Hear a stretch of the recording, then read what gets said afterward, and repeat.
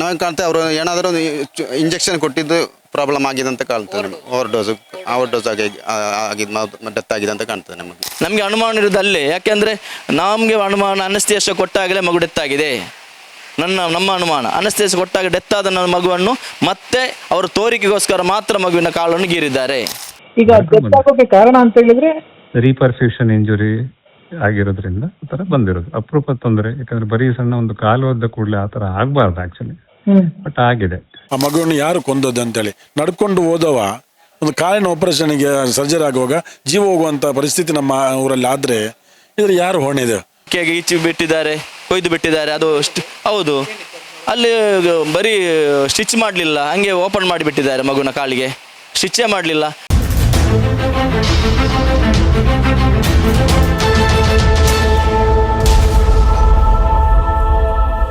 Welcome to our YouTube family Kudla rampage. ದೇರ್ಲಕಟ್ಟಿಯ ಕಿನ್ಯದಲ್ಲಿ ನಡೆದಿರುವಂತಹ ಘಟನೆ ಅಂತ ಹೇಳಿದ್ರೆ ಮೊಹಮ್ಮದ್ ಇಮಾದ್ ಅನ್ನುವಂತ 9.5 ವರ್ಷದ ಬಾಲಕ ಡೆತ್ ಆಗಿರುವಂಥದ್ದು ಅಂತ ಹೇಳಿದ್ರೆ ಅಲ್ಲಿ ಕಿನ್ಯಾದಲ್ಲಿ ಮಸೀದಿಗೆ ಹೋದಂತ ಸಮಯದಲ್ಲಿ ಏನೋ ಕಾಲಿಗೆ ಗಾಯ ಆಗಿರುತ್ತೆ. ಸೊ ಸಣ್ಣ ಗಾಯ ಆಗಿರುತ್ತೆ. ಅದನ್ನು ಕನಚೂರ್ ಹಾಸ್ಪಿಟಲ್ ಅಲ್ಲೂ ಕೂಡ ತೋರಿಸ್ತಾರೆ. ಒಂದಷ್ಟು ಟ್ರೀಟ್ಮೆಂಟ್ ಕೂಡ ಆಗ್ತಾ ಇತ್ತು. ನಂತರ 5 days ನಂತರ ಮತ್ತೊಂದು ಕ್ಲಿನಿಕ್ಗೆ ಕೂಡ ಕರ್ಕೊಂಡು ಹೋಗ್ತಾರೆ. ಯಾವ ಕ್ಲಿನಿಕ್ ಅದು? ಸ್ಫೂರ್ತಿ ಅನ್ನುವಂಥ ಕ್ಲಿನಿಕ್ಕಿಗೂ ಕೂಡ ಕರ್ಕೊಂಡು ಹೋಗ್ತಾರೆ. ಸೊ ಅಲ್ಲಿ MRI ಸ್ಕ್ಯಾನ್ ಮಾಡಬೇಕು ಅಂತಾನು ಕೂಡ ಹೇಳಿದ್ರಂತೆ. ಸೊ ಅದಕ್ಕೆ KS ಹೆಗ್ಡೆ ಹಾಸ್ಪಿಟಲ್ಗೂ ಕೂಡ ಕರ್ಕೊಂಡು ಬಂದರು ಆ ಯುವಕನನ್ನು. ನಂತರದಲ್ಲಿ ಆ ಯುವಕ ಡೆತ್ ಆಗಿದ್ದಾನೆ. ಸೊ ಇದಕ್ಕೆ ಡಾಕ್ಟರ್ಸ್ನ ಮುಖ್ಯ ಕಾರಣ ಅಂತ ಹೇಳು ಕೂಡ ಆರೋಪಿಸ್ತಾ ಇದ್ದಾರೆ ಅವರ ಮನೆಯವರು ಮತ್ತೆ ನೇಬರ್ಸ್. ಸೊ ಅವ್ರ ಹತ್ರ ನಾನು ಮಾತಾಡಿಸ್ತಾ ಹೋಗ್ತೇನೆ ಏನು ಈ ಘಟನೆಗೆ ಕಾರಣ ಅಂತೇಳಿ. ಸರ್, ಏನಾಗಿತ್ತು ಆ ಯುವಕನಿಗೆ? ಎಲ್ಲಿ ಗಾಯ ಆಗಿತ್ತು? ನಂತರದಲ್ಲಿ 5 ದಿನದ ನಂತರ ಯಾಕೆ ಸ್ಫೂರ್ತಿ ಹಾಸ್ಪಿಟಲ್ಗೆ ಕರ್ಕೊಂಡು ಹೋದ್ರಿ ಅಂತೇಳಿ? ಸೀರಿಯಸ್ ಆಗಿರುವ ಗಾಯ ಆಗಿರಲಿಲ್ವ ಅಂತೇಳಿ? ಗಾಯ ಅಂದರೆ ಗಾಯ ಹೊರಗಡೆ ಗಾಯ ಕಾಣ್ತಾ ಇರಲಿಲ್ಲ. ಪೆಟ್ಟಾಗಿತ್ತು, ಸ್ವಲ್ಪ ಒಳಗೆ ದರ್ಪ ಬಂದಿತ್ತು ಕಾಲು. ಮತ್ತು ಅದು ಮಸೀದಿಯಲ್ಲಿ ಒಂದು ಸಣ್ಣ ಹುಡುಗ ಮೆಟ್ಟಿದೆ ಅಷ್ಟೇ ಕಾಳೆ. ಮತ್ತು ಅಲ್ಲಿಂದ 2 ದಿವಸಗಳ ಜ್ವರ ಬಂದು ಕಣಚೂರು ಹಾಸ್ಪಿಟಲ್ಲಿಗೆ ಮದ್ದು ತೆಗೆದಿದ್ದಾರೆ. ನಂತರ 5ನೇ ದಿವಸದಲ್ಲಿ ಸ್ವಲ್ಪ ಕಾಳು ಸ್ವಲ್ಪ ಜಾಸ್ತಿ ಇದು ತೋರಾಯಿತು. ಅದಕ್ಕೆ ನಾವು ಸ್ಫೂರ್ತಿ ಡಾಕ್ಟ್ರ್ ಹತ್ರ ಸ್ಫೂರ್ತಿಗೆ ಹೋದೆವು ತೊಕ್ಕೋಟಲ್ಲಿ. ಅಲ್ಲಿ ವಿಕ್ರಮ್ ಶೆಟ್ಟಿ ಡಾಕ್ಟ್ರನ್ನು ಭೇಟಿಯಾದೆವು.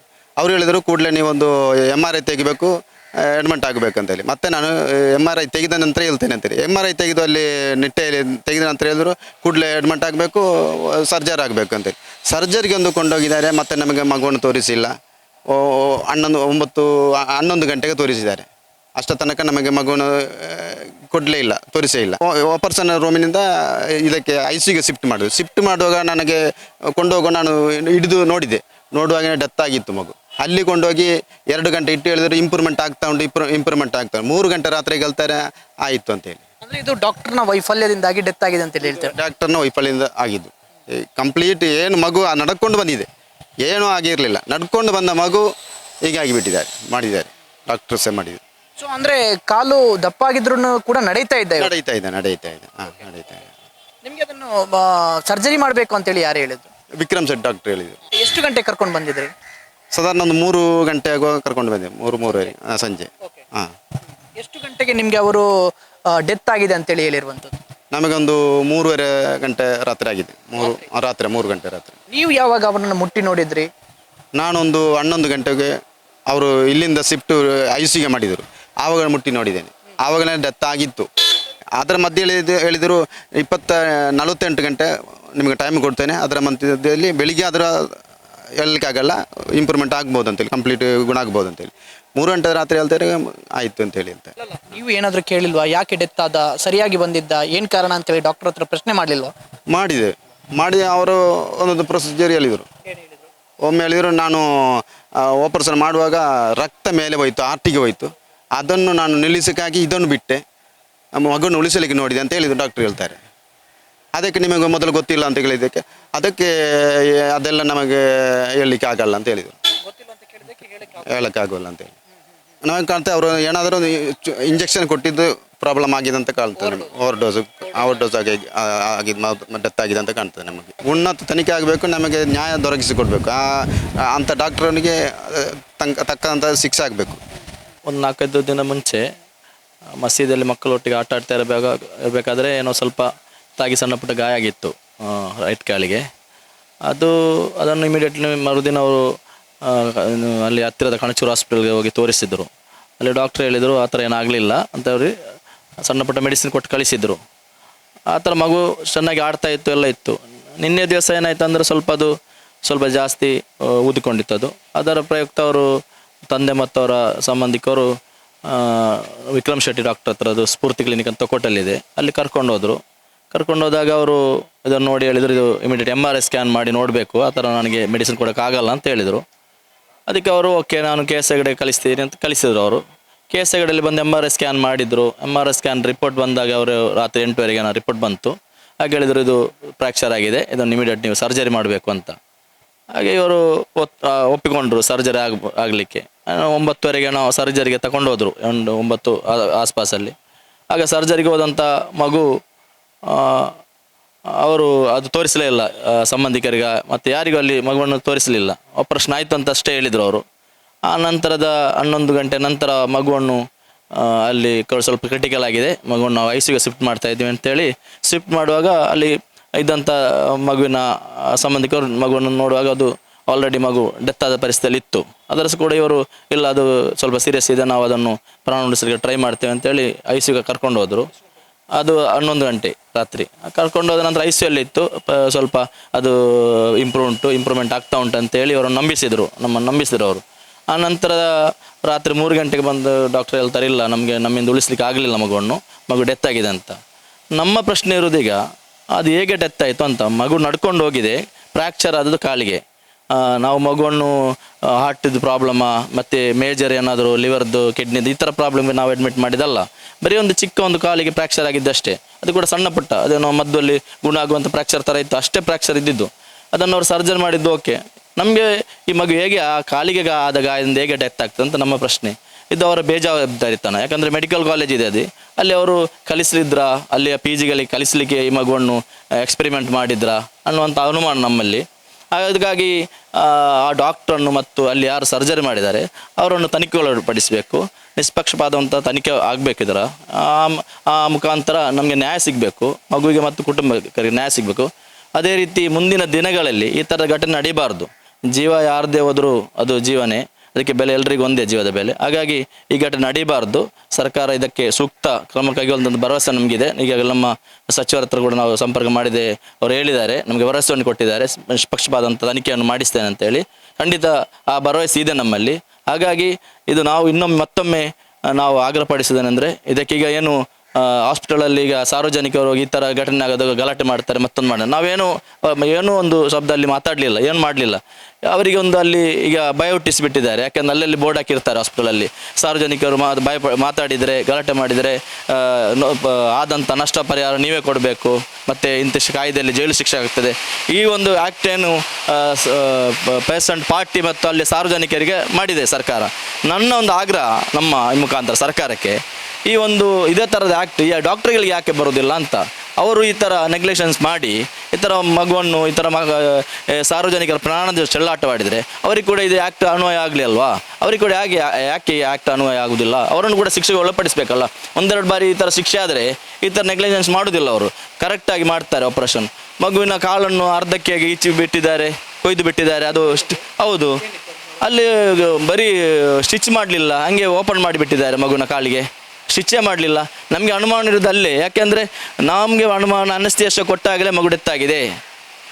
ನಮ್ಮ ಅನುಮಾನ ಅನಸ್ತೇಷ ಕೊಟ್ಟಾಗ ಡೆತ್ ಆದ ಮಗುವನ್ನು ಮತ್ತೆ ಅವರು ತೋರಿಕೆಗೋಸ್ಕರ ಮಾತ್ರ ಮಗುವಿನ ಕಾಲನ್ನು ಗೀರಿದ್ದಾರೆ, ಅದಕ್ಕೆ ಸ್ಟಿಚ್ ಹಾಕದೆ ಬಿಟ್ಟಿದ್ದಾರೆ. ನಾವು ಆಪರೇಷನ್ ಮಾಡಿದ್ದೆ ಅಂತ ತೋರಿಸಬೇಕಲ್ಲ ಅವರಿಗೆ, ಅಷ್ಟಕ್ಕೆ ಮಾಡಿದ್ದಾರೆ ಹೊರತು ನನ್ನ ಪ್ರಕಾರ ಇದು ಅವರು ಸರ್ಜರಿ ಮಾಡಲಿಲ್ಲ. ಇದು ನಮ್ಮ ಆಗ್ರಹ ಇಷ್ಟೇ, ಇದು ನಿಷ್ಪಕ್ಷಪಾತ ತನಿಖೆ ಆಗಬೇಕು, ಸೂಕ್ತ ಕ್ರಮ ಅವರ ಯಾರು ತಪ್ಪಿಸ್ತರಿದ್ರೆ ಅವರ ಮೇಲೆ ಸೂಕ್ತ ಕ್ರಮ ಆಗಬೇಕು. ನಿಮ್ಮ ಹತ್ರ ಸರ್ಜರಿ ಮುಗಿದಿದೆ ಅಂತೇಳಿ ಏನಾದರೂ ಹೇಳಿದ್ರ? ಹೌದು, ಸರ್ಜರಿ ಮುಗಿದಿದೆ ಅಂತ ಹೇಳಿದರು ಅವರು. 10 ಗಂಟೆ ಸುಮಾರಿಗೆ ಸರ್ಜರಿ ಮುಗಿದಿದೆ, ನಾವು ಶಿಫ್ಟ್ ಮಾಡಿದ್ದೇವೆ, ಸರ್ಜರಿ OTಯಿಂದ ಈ ಕಡೆ ಬೆಡ್ಡಿಗೆ ಶಿಫ್ಟ್ ಮಾಡಿದ್ದೇವೆ ಅಂತ ಹೇಳಿದರು ಅವರು. ಸರ್ಜರಿ ಆಗಿ ಒಬ್ಸರ್ವೇಷನಲ್ಲಿದ್ದೆ ಮಗು ಅಂತ ಹೇಳಿದರು. ಬಟ್ ಆನಂತರ 11 ಗಂಟೆಗೆ ಅವರು ಸ್ವಲ್ಪ ಕ್ರಿಟಿಕಲ್ ಆಗಿದೆ, ಮಗುವನ್ನು ಉಳಿಸ್ಲಿಕ್ಕೆ ಆಗೋದಿಲ್ಲ, ಮಗುವನ್ನು ಉಳಿಸಬೇಕಾದ್ರೆ ಒಂದು ಕಾಳು ತೆಗಿಬೇಕು ಅಂತ ಹೇಳಿದ್ರಂತೆ. ಆದರೆ ಇಮಿಡಿಯೇಟ್ ಇವರು ಐ ಸಿ ಕರ್ಕೊಂಡು ಹೋದ್ರು, ಮಗು ಕ್ರಿಟಿಕಲ್ ಇದೆ. ಐ ಸಿ ಕರ್ಕೊಂಡು ಹೋಗೋ ಸಂದರ್ಭದಲ್ಲಿ ಮಗು ಡೆತ್ ಆಗಿತ್ತು ನಾವು ನೋಡುವಾಗ.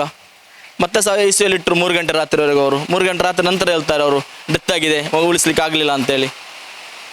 ಆದರೆ ನಿಮ್ಮ ಅನುಮಾನ ಏನು ಅಂತ ಹೇಳಿದ್ರೆ ಅಲ್ಲಿ ಸರ್ಜರಿ ಆಗಿದೆ ಅಂಥೇಳಿ ವಾರ್ಡಿಗೆ ತಂದಾಕಿದ್ರು ಆಪರೇಷನ್ ಥಿಯೇಟರಿಂದ. ಸೊ ನಂತರದಲ್ಲಿ ನೀವು ಮೋರ್ಚರಿಗೆ ಬಂದು ನೋಡಿದಂಥ ಸಮಯದಲ್ಲಿ ಅದು ಕಾಲು ಓಪನ್ ಆಗಿತ್ತು. ಹಾಗಾದರೆ ಸರ್ಜರಿ ಏನನ್ನು ಮಾಡಿದ್ದಾರೆ ಅಂತ? ಅದೇ ನಮ್ಮಲ್ಲಿರೋ ಅನುಮಾನ. ಎಲ್ಲಿ ಸರ್ಜರಿ ಮಾಡಿದ್ದಾರೆ? ಸರ್ಜರಿ ಮಾಡಿದ ಅಲ್ಲಿ ಸ್ಟಿಚ್ ಹಾಕಿರ್ಬೇಕಲ್ಲ, ಸ್ಟಿಚ್ಚೇ ಹಾಕಲಿಲ್ಲ. ಕಾಲಿನ ಹಂಗೆ ಬಿಟ್ಟಿದ್ದಾರೆ, ಕೊಯ್ದು ಬಿಟ್ಟಿದ್ದಾರೆ, ಸ್ಟಿಚ್ ಹಾಕಲಿಲ್ಲ. ಸ್ಟಿಚ್ ಹಾಕಿದರೆ ತಾನೇ ಸರ್ಜರಿ ಮಾಡಿದ್ದು. ಸರ್ಜರಿ ಮಾಡಿದರೆ ಸ್ಟಿಚ್ ಆಗಿರ್ತದೆ, ಪ್ಲಾಸ್ಟರ್ ಆಗಿರ್ತದೆ, ಬ್ಯಾಂಡೇಜ್ ಆಗಿರ್ತದೆ. ಇದೇನು ಹಾಕಿಲ್ಲ ಅವರು, ಹಂಗೆ ಬಿಟ್ಟಿದ್ದಾರೆ, ಸುಮ್ಮನೆ ಕೊಯ್ದು ಬಿಟ್ಟಿದ್ದಾರೆ. ಇಲ್ಲೇ ಅನುಮಾನ ಮೂಡುವಂಥದ್ದು. ನೀವು ಮೊದಲಿಗೆ ಅನಸ್ತೇಸಿಯಾ ಕೊಡುವಂಥ ಟೈಮಲ್ಲಿ ಈ ಮಗು ಡೆತ್ ಆಗಿದೆ. ಸೊ ನಂತರ ನಿಮಗೆ ತಿಳಿಸ್ಬೇಕು ಅಂಥೇಳಿ ಏನೋ ಒಂದು ನಾಟಕ ಆಡೋಕೆ ಆ ಕಾಲನ್ನು ಸರ್ಜರಿ ಮಾಡಿದ ರೀತಿ ಓಪನ್ ಮಾಡಿದ್ದಾರೆ ಅಂತೇಳಿ ಹೇಳ್ತಾ ಇದ್ದಾರೆ. ಅಲ್ಲ, ಈಗ ಈ ಥರ ಈ ಕಾಲಿನ ನೋಡುವಾಗ, ನಾವು ಆ ಮಗುವಿನ ಕಾಲ ಕೊಯ್ದದನ್ನು ನೋಡುವಾಗ ಆ ಥರ ಅನುಮಾನ ಮೂಡೋದು ಸಹಜ ಅಲ್ವ ನಮಗೆ? ಅದೇ ಆ ಥರ ಅನುಮಾನ ನಮಗೆ ಬಂದೇ ಬರುತ್ತದೆ. ಇದು ನಮ್ಮ ಅನುಮಾನ ಅಷ್ಟೇ. ಇದು ತನಿಖೆಯಿಂದ ತಿಳಿಬೇಕು ಇದೇನಾಗಿದೆ, ಅನೆಸ್ಥೆಸಿಯಲ್ಲಿ ಆಗಂತ. ಈಗ ಪೋಸ್ಟ್ಮಾರ್ಟಮ್ ಆಗ್ತಾ ಉಂಟು, ಆ ರಿಪೋರ್ಟ್ ಬರಲಿ, ಅದರಲ್ಲಿ ಗೊತ್ತಾಗ್ತದೆ.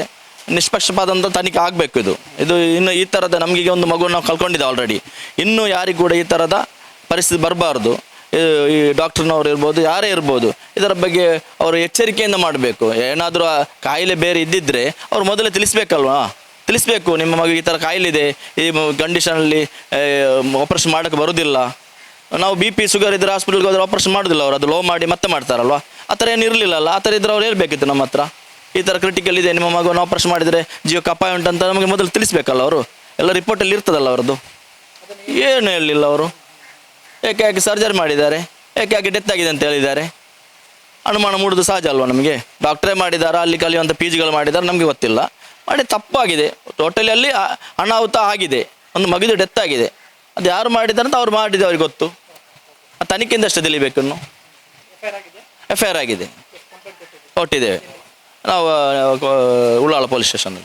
ರಾತ್ರಿ ನಮಗೆ ಮಾಹಿತಿ ಸಿಕ್ಕಿತು ಮಗು ಡೆತ್ ಆಗಿದೆ ಅಂತ ಹೇಳಿ. ನಾವು ಧಾವಿಸಿ ಬಂದಿದ್ದೇವೆ ಅಲ್ಲಿಗೆ. ಆಗ ನಮಗೂ ಸಹ ಜನಪ್ರತಿನಿಧಿಯಾಗಿ ನಮಗೂ ಸಹ ಅಲ್ಲಿಗೆ ನಾವು ಹೋಗ್ಲಿಕ್ಕೆ ಬಿಡಲಿಲ್ಲ ಅವರು. ನಾವು ಹೇಳಿದೆವು, ನಾವು ಮಗುವನ್ನು ನೋಡ್ತೇವೆ, ನಾವು ನೋಡಲಿಕ್ಕೆ ಆಗೋದಿಲ್ಲ ಅಂತ ಹೇಳಿದರು. ಆ ಪರಿಸ್ಥಿತಿಯಲ್ಲಿ ಇದ್ದರು ಅವರು. ಡಾಕ್ಟರ್ ಇದಕ್ಕೆ ಉತ್ತರ ಕೊಡುವಾಗ ಅವ್ರು ಸಹ ಮೌನವಾಗ್ತಾರೆ. ನಾವು ಹೇಳೋದಿಷ್ಟೇ, ಅದು ಡಾಕ್ಟರಿಂದ ಬಂದದ್ದ, ಅಲ್ಲ ಹಾಸ್ಪಿಟಲ್ ಬಂದ, ಅಲ್ಲ ಅವ್ರ ಸಿಬ್ಬಂದಿಯಿಂದ ಬಂದ ಗೊತ್ತಿಲ್ಲ. ನಮಗೆ ನೈಜ ವಿಷಯ ಗೊತ್ತಾಗಬೇಕು ನಮಗಿದು. ನನಗೆ ಮೇಲ್ನೋಟ ಕಾಣುವಾಗದು ಡಾಕ್ಟರ್ ಅವರ ನಿರ್ಲಕ್ಷ್ಯ ಕಾಣ್ತಾ ಇದೆ. ಈ ಮೋರ್ಚರಲ್ಲಿ ಬಾಡಿ ನೋಡುವಾಗಲೂ ಅವರ ಕಾಲನ್ನ ಸ್ಟಿಚ್ ಸಹ ಹಾಕಲಿಲ್ಲ. ಹಾಗೆ ನಾವು ಪ್ರತ್ಯಕ್ಷ ಸಾಕ್ಷಿ ನಾವಿದೆ, ಓಪನ್ ಆಗಿ ಇದ್ದು ನಾವು ನೋಡಿದ್ದೇನೆ. ಆ ಥರ ಒಂದು ಅದು 2-3 ತೊಡೆಗೆ ಸಹ ಸ್ಟಿಚ್ ಹಾಕಿದ್ದಾರೆ, ತೊಡೆಗೆ ಆಗಿದ್ದು ಮೊಣಕಾಲಿನ ಕೆಳಗೆ ಆಗಿದ್ದು. ಈ ಪರಿಸ್ಥಿತಿ ಇರುವಾಗ ನಮಗೊಂದು ಸಂಶಯ ಬರ್ತದೆ ಏನಾಗಿದೆ ಅಂತೇಳಿ. ಆದ ಕಾರಣ ನಾವು ಹೇಳಿದಾಗ ನೈಜ ತನಿಖೆ ಆಗಬೇಕು. ಯಾರು ತಪ್ಪಿಸ್ತಾ ಇದ್ದಾರೆ ಅವರಿಗೆ ಕಠಿಣ ಶಿಕ್ಷೆ ಆಗಬೇಕು. ಆ ಮಗುವನ್ನು ಯಾರು ಕೊಂದದ್ದು ಅಂತೇಳಿ. ನಡ್ಕೊಂಡು ಹೋದವ ಒಂದು ಕಾಲಿನ ಆಪರೇಷನ್ಗೆ ಸರ್ಜರಿ ಆಗುವಾಗ ಜೀವ ಹೋಗುವಂಥ ಪರಿಸ್ಥಿತಿ ನಮ್ಮ ಊರಲ್ಲಿ ಆದರೆ ಇದ್ರ ಯಾರು ಹೊಣೆ ಇದೆ? ಬುಧವಾರ ಆಟ ಆಡ್ಲಿಕ್ಕೆ ಹೋಗಿದ್ದಾನೆ ನೋಡಿ, ಅಲ್ಲ ಆ ಕಡೆ ಈ ಕಡೆ ಸುತ್ತಕೊಂಡ್ರೇನೆ ಮಕ್ಕಳ ಹತ್ರ. ಅಷ್ಟು ಹುಷಾರಿದ್ದ ಹುಡುಗ ಏನಾಗಿದೆ, ಏನು ಅವರ ಡೋಸ್ಗೆ ಪ್ರಾಬ್ಲಮ್ಮ, ಏನು ಪ್ರಾಬ್ಲಮ್ ನಮಗೆ ಗೊತ್ತಾಗಬೇಕು. ಡಾಕ್ಟರ್ಸ್ ನಮಗೆ ಹೇಳಲಿಲ್ಲ ಮಾಹಿತಿ. ಕೇಳುವಾಗ ಮೌನ ಮಾಡ್ತಾರೆ ಅವರು. ನಮ್ಮ ಪ್ರೊಸೆಸರ್ ಮಾಡಿದ್ದೇವೆ, ಜೀವ ಉಳಿಸೋಕ್ಕೆ ಪ್ರಯತ್ನ ಮಾಡಿದ್ದೇವೆ, ಜೀವ ಹೋಯಿತು. ಕಾಲು ಕಟ್ ಮಾಡೋಂಥ ಪರಿಸ್ಥಿತಿ ಬಂದಿದೆ, ಅದನ್ನು ಜೀವ ಉಳಿಸ್ಬೇಕಲ್ಲ ಅಂತ ಹೇಳಿದ್ರಂತೆ ನಮ್ಮ ಸಹಪಾಠಿಗೆ ಹತ್ರ. ಆ ಸರ್ಜರಿ ಆಗಿ ಪ್ರೀ ಆಪರೇಟ್ ರೂಮಿಗೆ ಬರುವಾಗ ಒಂದಾದ್ರೂ ಪೇಷಂಟ್ ಪಾರ್ಟಿಗೆ ತೋರಿಸ್ಬೇಕಲ್ಲ ಅವರು ಆಗಿದೆ ಅಂತೇಳಿ. ಅದು ಸಹ ನೋಡಲಿಕ್ಕೆ ನಮಗೆ ಅವಕಾಶ ಕೊಡಲಿಲ್ಲ ಪಾರ್ಟಿಗೆ. ಜನಪ್ರತಿನಿಧಿಯಾಗಿ ನಾವು ಧಾವಿಸಿ ಬಂದವರು ನಮಗೂ ಪರ್ಮಿಷನ್ ಕೊಡೋದಿಲ್ಲ. ಅದು ಆಗಲೇ ಲಾಕ್ ಮಾಡಿ ಇಟ್ಟಿದ್ದಾರೆ, ಅದು ನೋಡಲಿಕ್ಕೆ ಆಗೋದಿಲ್ಲ ಅಂತೇಳಿ. ಯಾಕೆ ಅಷ್ಟು ನಮಗೆ ಭಯಪಡಿಸ್ತಾರೆ ಅವರು?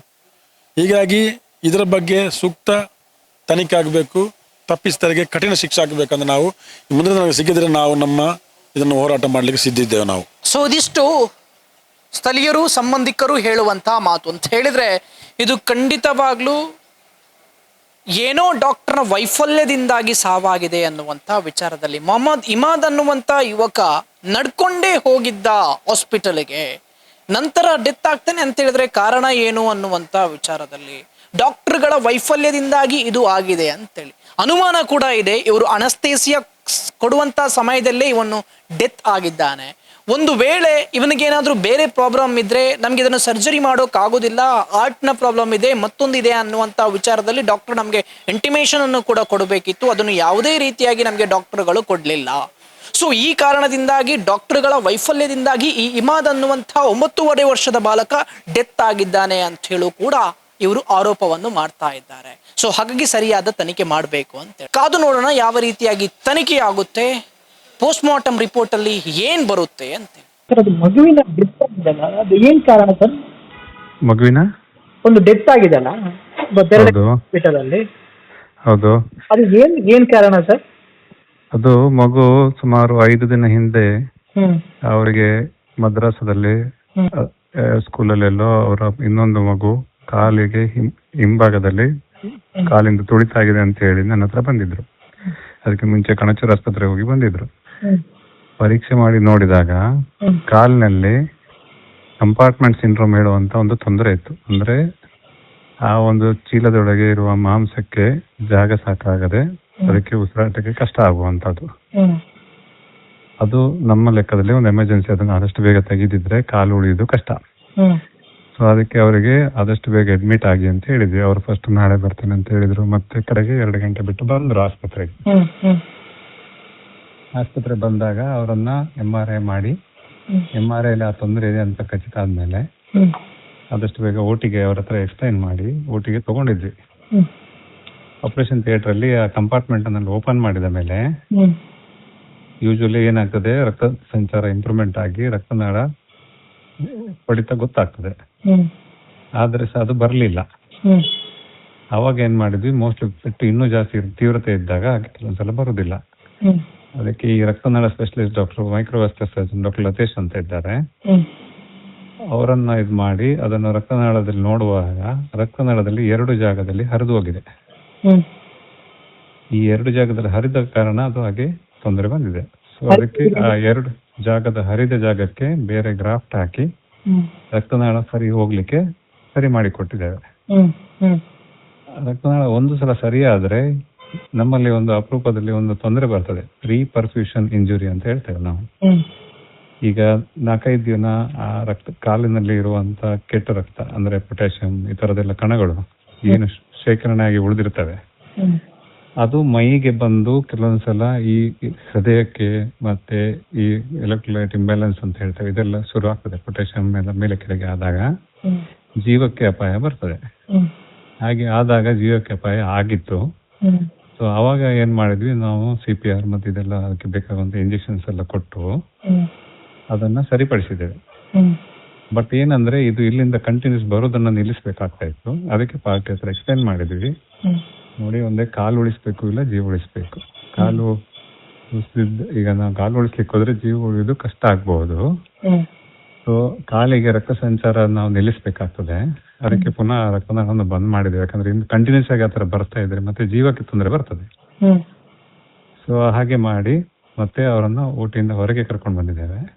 ಅದಾದ ಮೇಲೆ 2 ಗಂಟೆ ಆದ್ಮೇಲೆ ಪುನಃ ಏರಿಳಿತ ಆಗಿ ಅವರನ್ನು ಏನು ಪ್ರಯತ್ನ ಮಾಡಿದ್ರು ಉಳಿಸ್ಕೊಳ್ಳಿಕ್ಕೆ ಆಗ್ಲಿಲ್ಲ. ಇದಕ್ಕೆ ಯೂಶುವಲಿ ಏನ್ ಹೇಳ್ತಾ ಇರ್ತೇವೆ ಅಂದ್ರೆ pulmonary haemorrhage secondary to reperfusion injury ಅಂತ ಹೇಳ್ತೇವೆ. ಈ ತರ ಯೂಶುವಲಿ ಆಗುದು ಈ ಕಾಲಿನ ಭಾಗಕ್ಕೆ ದೊಡ್ಡ ಪೆಟ್ಟು ಬಿದ್ರೆ ಅಂತ ಹೇಳಿದ್ರೆ, ಈಗ ಒಂದು ಮರ ಕಾಲ ಮೇಲೆ ಬಿದ್ದು ತುಂಬಾ ಗಂಟೆ ಆದ್ರೆ ಚಿಕ್ಕಿ ಬಿದ್ದಿದ್ರೆ, ಈ ತರ ಸಣ್ಣ ಪುಟ್ಟ ಪೆಟ್ಟಿಗೆ ಆತರ ಆಗುದಿಲ್ಲ. ಹಾಗಾಗಿ ಏನು ಆಕ್ಚುಲಿ ಹಿಸ್ಟ್ರಿ ಇದೆ ಅದು ನನ್ಗೆ ಕರೆಕ್ಟ್ ಗೊತ್ತಿಲ್ಲ. ಅವ್ರು ಹೇಳೋದನ್ನ ನಾವು ನಂಬೇಕು. ಇನ್ನೊಬ್ರು ಒದ್ದ ಕೂಡ್ಲೆ ಹಾಗೆ ಕಾಲಿನಲ್ಲಿ ಒದ್ದ ಕೂಡ್ಲೆ ಅಷ್ಟು ಪೆಟ್ಟು ಆಗ್ಬಾರ್ದು. ಮತ್ತೊಂದೇನಂದ್ರೆ ಅವರು ಡಿಲೇ ಬಂದದ್ದು ತುಂಬಾ ಲೇಟ್ ಆಯ್ತು. ಯಾಕಂದ್ರೆ ಇದೆಲ್ಲ 1 ದಿನ 1.5 ದಿನ 2 ದಿನದೊಳಗೆ ಆಗ್ಬೇಕು. ಇದು 5-6 ದಿನ ಆಗಿದ್ರಿಂದ ಈ ತರ ತೊಂದರೆ ಬಂದಿದೆ. ಇಷ್ಟೆಲ್ಲ ಆಗಿ ಮತ್ತೆ ಮಗುವನ್ನು ಉಳಿಸ್ಕೊಳ್ಳಿಕ್ಕೆ ಆಗ್ಲಿಲ್ಲ ನಮ್ಮ ಹತ್ರ. ಅವನು ನಡ್ಕೊಂಡ್ ಬಂದಿದ್ದ ಅಂತ ಹೇಳಿ? ಇಲ್ಲ ಇಲ್ಲ ಇಲ್ಲ, ವೀಲ್ ಚೇರ್ ಅಲ್ಲಿ ಬಂದದ್ದು. ನಡ್ಕೊಂಡು ಹೇಗೆ ಬರ್ತಾನ? ಹಾಸ್ಪಿಟಲ್ಗೆ ನಡ್ಕೊಂಡ್ ಬಂದಿದ್ದ? ಇಲ್ಲಪ್ಪ, ವೀಲ್ ಚೇರ್ ಪ್ರೂಫ್ ಉಂಟು, ವಿಡಿಯೋ ಉಂಟಲ್ಲ. 2 ದಿವಸದ ಹಿಂದೆ ಆಟ ಆಡ್ತಾ ಇದ್ದ ಅಂತ ಹೇಳಿ? ಅದು ನಂಗೆ ಗೊತ್ತಿಲ್ಲ. ನನ್ನ ಹತ್ರ ಬಂದಾಗ ವೀಲ್ ಚೇರ್ ಅಲ್ಲೇ ಬಂದದ್ದು, ಅವ್ನು ನಡ್ಕೊಂಡು ಬಂದಿದ್ದ ಅಲ್ಲ. ಈಗ ಡೆತ್ ಆಗೋಕೆ ಕಾರಣ ಅಂತ ಹೇಳಿದ್ರೆ ರೀಪರ್ಫ್ಯೂಷನ್ ಇಂಜುರಿ ಆಗಿರೋದ್ರಿಂದ ಆತರ ಬಂದಿರೋದು. ಅಪರೂಪ ತೊಂದರೆ. ಯಾಕಂದ್ರೆ ಬರೀ ಸಣ್ಣ ಒಂದು ಕಾಲು ಹೋದ ಕೂಡಲೇ ಆತರ ಆಗ್ಬಾರ್ದು ಆಕ್ಚುಲಿ, ಬಟ್ ಆಗಿದೆ. ಅವರು ಹೇಳ್ತಾರೆ ಅಂತ ಹೇಳಿದ್ರೆ ಏನೋ ಆಪರೇಷನ್ ಮಾಡುವಾಗ್ಲೇ ಅದು ಎಡ್ವರ್ಟ್ ಆಗಿದೆ, ಅನಸ್ತೇಸಿಯಾ ಕೊಡುವ ಸಮಯದಲ್ಲಿ ಅವರಿಗೆ ಮತ್ತೆ ಹೇಳೋದು ಸರಿ ಅಲ್ಲ. ಅದು ನಮ್ಮೆಲ್ಲ ರೆಕಾರ್ಡ್ಸ್ ಉಂಟು, ಅವ್ರು ನೋಡ್ಬೋದು, ಬೇರೆ ಕ್ರಾಸ್ ಚೆಕ್ ಮಾಡ್ಬೋದು. ಪೋಸ್ಟ್ ಮಾರ್ಟಮ್ ಮಾಡ್ತಾ ಇರ್ಬೇಕು ಈಗ ಬೆಂಗಳೂರಲ್ಲಿ. ಸೊ ಅವರು ಹೆಚ್ಚಿನ ಮಾಹಿತಿಯನ್ನು ಅವ್ರು ಕೊಡ್ತಾರೆ. ನಮ್ಮಿಂದ ಯಾವುದೇ ರೀತಿಯ ತಪ್ಪಿಲ್ಲ. ನಮ್ಮಿಂದ ಇನ್ಫ್ಯಾಕ್ಟ್ ಎಷ್ಟು ಪ್ರಯತ್ನ ಮಾಡಿದ್ವಿ, ಇಷ್ಟು ಜನ ಡಾಕ್ಟರ್ಗಳು ರಾತ್ರಿ ಬೆಳಿಗ್ಗೆ 3 ಗಂಟೆ 2 ಗಂಟೆವರೆಗೆ ಫುಲ್ ಪ್ರಯತ್ನ ಮಾಡಿದೆ ಉಳಿಸ್ಲಿಕ್ಕೆ, ಆದ್ರೂ ಉಳಿಸ್ಲಿಕ್ಕೆ ಆಗಲಿಲ್ಲ. ಅಲ್ಲ, ಅವ್ರು ಮುಟ್ಟಿ ನೋಡುವಂತ ಸಮಯದಲ್ಲಿ ಏನೋ ನೀವು ಓಟಿಗೆ ಹಾಕಿದ್ರಲ್ವಾ, ಆಗ್ಲೇ ಡೆತ್ ಆಗಿತ್ತು ಅಂತೇಳಿ ಹೇಳಿದ್ರು. ಅವರು ಮನೆಯವರು ಏನು ನೋಡಿದ್ರಂತೆ? ಇಲ್ಲ ಇಲ್ಲ ಇಲ್ಲ, ಅದೆಲ್ಲ ಅದಕ್ಕೆಲ್ಲ ಪ್ರೂಫ್ ಇರ್ತದೆ. ಆಸ್ಪತ್ರೆಯಲ್ಲಿ ರೆಕಾರ್ಡಿಂಗ್ಸ್ ಇರುತ್ತೆ, ನೋಟ್ಸ್ ಅಲ್ಲಿ ಎಂಟ್ರಿ ಇರುತ್ತೆ. ಹಾಗೆ ನಾವು ಮಾಡಿದ್ರೆ ಹಾಗೆ ಮಾಡ್ಲಿಕ್ಕೆ ಆಗುದಿಲ್ಲ ಅಲ್ಲ. ತೀರ್ಕೊಂಡ ಟೈಮು, ಅದಕ್ಕೆ ECG, ಫ್ಲಾಟ್ ಲೈನ್ ECG, ಯಾವಾಗ ಡೆತ್ ಆದ ಟೈಮ್ ಎಲ್ಲವೂ ಇರುತ್ತೆ, ಎಲ್ಲವೂ ರೆಕಾರ್ಡ್ಸ್ ಇರುತ್ತೆ. ಈಗ ಮನಸ್ಸಿಗೆ ಆಘಾತ ಆದಾಗ ಅವರು 1-2 ವಿಷಯ ಹೇಳ್ಬೋದು, ಆದ್ರೆ ನಾವು ಅದ್ರ ಬಗ್ಗೆ ಇದ್ರ ಮಾಡುದಿಲ್ಲ. ಯಾಕಂತ ಹೇಳಿದ್ರೆ ಮನುಷ್ಯನಿಗೆ ಟೆನ್ಷನ್ ಆದಾಗ ಪಾಪ ಅವ್ರೇನೋ ಒಂದು ಎಲಿಗೇಷನ್ ಮಾಡ್ತಾರ ಅಂತ ಹೇಳಿದ ಕೂಡಲೇ ನಾವು ಅದನ್ನ ಒಪ್ಬೇಕಂತಿಲ್ಲ. ಅದಕ್ಕೆ ಸೈಂಟಿಫಿಕ್ ಪ್ಯಾನಲ್ ಇರ್ತದೆ. ಈಗ ಏನು ಕಮಿಟಿ ಅಂತ ಮಾಡಿದ್ದಾರೆ ಬೆಂಗಳೂರು, ಅವ್ರು ನೋಡಿ ಎಕ್ಸ್ಪರ್ಟ್ ಒಪಿನಿಯನ್ ಕೊಡ್ತಾರೆ.